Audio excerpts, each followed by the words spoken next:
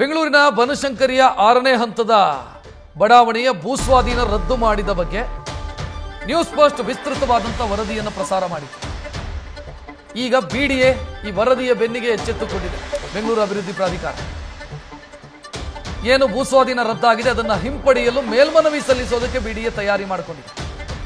Supreme ಕೋರ್ಟ್ಗೆ ಮೇಲ್ಮನವಿ ಸಲ್ಲಿಸೋದಕ್ಕೆ ಅಧಿಕಾರಿಗಳು ತಯಾರಿ ಮಾಡಿಕೊಂಡಿದ್ದಾರೆ. ಲೀಗಲ್ ಸೆಲ್ನ ವೈಫಲ್ಯದ ಬಗ್ಗೆ ನ್ಯೂಸ್ ಫಸ್ಟ್ ವರದಿ ಮಾಡಿತ್ತು.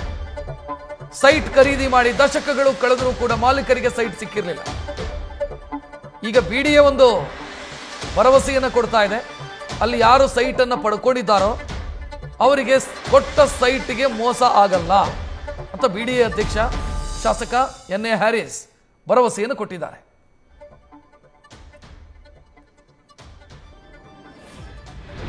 ಖಂಡಿತವಾಗ ಅವರಿಗಂತೂ ಕೈ ಕೊಡಲ್ಲ. ನಾವು ಅವ್ರಿಗೆ ಸಹಾಯ ಆಗಲೇಬೇಕು.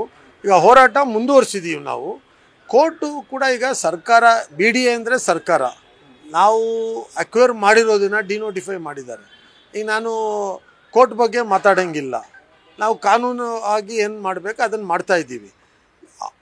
ಅಲ್ಲಿ ಸೈಟ್ ಇರೋವಂಥ ಜನರಿಗೆ ಬಿಡಿಎ ಕೊಟ್ಟಿರೋ ಸೈಟಿಗೆ ಅವ್ರಿಗೆ ಮೋಸ ಖಂಡಿತವಾಗಿ ಆಗಲ್ಲ.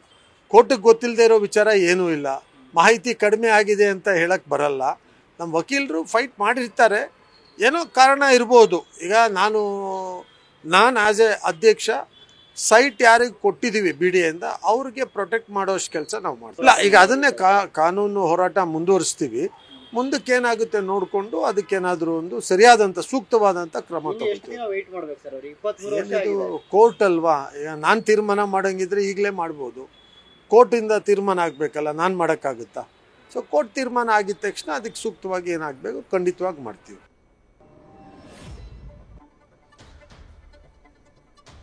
ಬಿಡಿಎ ನೋಟಿಫೈ ಮಾಡಿಕೊಂಡಿದ್ದಂಥ ಜಮೀನು ಕೋರ್ಟ್ನಲ್ಲಿ ಡಿನೋಟಿಫೈ ಆಗಿದೆ. ಅಂದರೆ ಏನು ಭೂಸ್ವಾಧೀನ ಮಾಡಿಕೊಳ್ಳಲಾಗಿತ್ತೋ, ಭೂಸ್ವಾಧೀನ ಮಾಡಿ ಸೈಟುಗಳನ್ನು ಅಭಿವೃದ್ಧಿ ಮಾಡಿ ಜನರಿಗೆ ಹಂಚಲಾಗಿತ್ತು. ಈಗ ಸೈಟ್ ಖರೀದಿ ಮಾಡಿದವರು ವರ್ಷದಿಂದ ಕಾಯ್ತಾ ಇದ್ದಾರೆ, ಅವರಿಗೆ ಸೈಟ್ ಸಿಕ್ಕಿಲ್ಲ. ಬಿಡಿಎ ಅಧ್ಯಕ್ಷ ಹೇಳ್ತಿದ್ದಾರೆ ಸರಿ ಮಾಡ್ತೀವಿ ನೋಡೋಣ, ಕೋರ್ಟನ್ನು ನಾನು ಡಿಸೈಡ್ ಮಾಡೋದಕ್ಕಾಗಲ್ಲ. ತಪ್ಪೆಲ್ಲಿಂದ ಆಗಿದೆ ಅನ್ನೋದನ್ನು ಅವ್ರು ಹೇಳ್ತಿಲ್ಲ. ಲೀಗಲ್ ಟೀಮಿಂದ ಪ್ರಾಬ್ಲಮ್ ಆಗಿರೋದಾ ಅಥವಾ ಭೂಮಿ ಅಕ್ವಿಸಿಷನ್ನಲ್ಲಿ ಸಮಸ್ಯೆ ಆಗಿದೆಯಾ, ಇದು ಯಾವುದರ ಬಗ್ಗೆಯೂ ಕೂಡ ಅವ್ರು ಮಾತಾಡ್ತಾ ಇಲ್ಲ. ಮೋಸ ಆಗಲ್ಲ, ಮೋಸ ಮಾಡಲ್ಲ, ಸರಿ ಮಾಡ್ತೀನಿ ಅಂತ ಹೇಳ್ತಾ ಇದ್ದಾರೆ, ಯಾವಾಗ ಅಂತಿಲ್ಲ. ಸೊ ಇದು ಅವ್ರು ಕೊಡ್ತಾ ಇರುವಂಥ ಭರವಸೆ. ಬಿಡಿಎ ಅಧ್ಯಕ್ಷರು ಅಸಹಾಯಕತೆ ತೋಡ್ಕೊಳ್ತಾ ಇದ್ದಾರೆ. ಲೀಗಲ್ ಟೀಮ್ ಸರಿ ಇದ್ದಿದ್ರೆ ಈ ಪರಿಸ್ಥಿತಿ ಬರ್ತಿತ್ತಾ ಅನ್ನುವಂಥ ಪ್ರಶ್ನೆ ಇದೆ. ಅದಕ್ಕೂ ಕೂಡ ಅವರು ಉತ್ತರ ಕೊಡ್ತಾ ಇಲ್ಲ. ಕೋರ್ಟನ್ನು ಕನ್ವಿನ್ಸ್ ಮಾಡಬೇಕಾಗಿರೋದು ಯಾರು? BDA legal team. ಅದಾಗದ ಕಾರಣಕ್ಕಾಗಿ ಈ ರೀತಿ ವ್ಯತಿರಿಕ್ತವಾದಂಥ ತೀರ್ಪು ಬಂದಿದೆ. ಬಟ್ ಅದನ್ನು ಒಪ್ಕೊಳ್ಳೋದಕ್ಕೆ ಬಿಡಿಎ ಅಧ್ಯಕ್ಷರು ತಯಾರಿಲ್ಲ. ಸರಿ ಮಾಡ್ತೀನಿ ಅಂತ ಯಥಾ ಪ್ರಕಾರ ಒಂದು ಭರವಸೆ ಕೊಡುವಂಥ ಕೆಲಸವನ್ನು ಮಾಡಿದ್ದಾರೆ.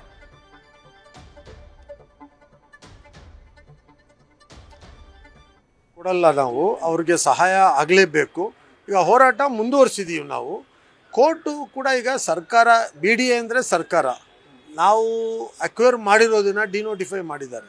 ಈಗ ನಾನು ಕೋರ್ಟ್ ಬಗ್ಗೆ ಮಾತಾಡೋಂಗಿಲ್ಲ. ನಾವು ಕಾನೂನು ಆಗಿ ಏನು ಮಾಡಬೇಕು ಅದನ್ನು ಮಾಡ್ತಾ ಇದ್ದೀವಿ.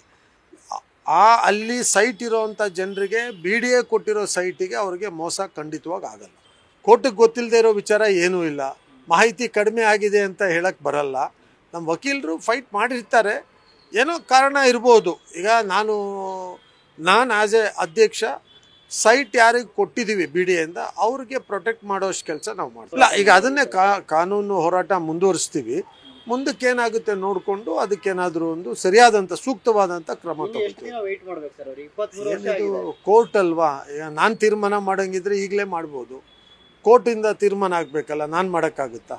ಸೊ ಕೋರ್ಟ್ ತೀರ್ಮಾನ ಆಗಿದ ತಕ್ಷಣ ಅದಕ್ಕೆ ಸೂಕ್ತವಾಗಿ ಏನಾಗಬೇಕು ಖಂಡಿತವಾಗಿ ಮಾಡ್ತೀವಿ. ನ್ಯೂಸ್ ಫಸ್ಟ್ ನಿರ್ಭೀತಿಯಿಂದ ನಿಮ್ಮ ಪರವಾಗಿ.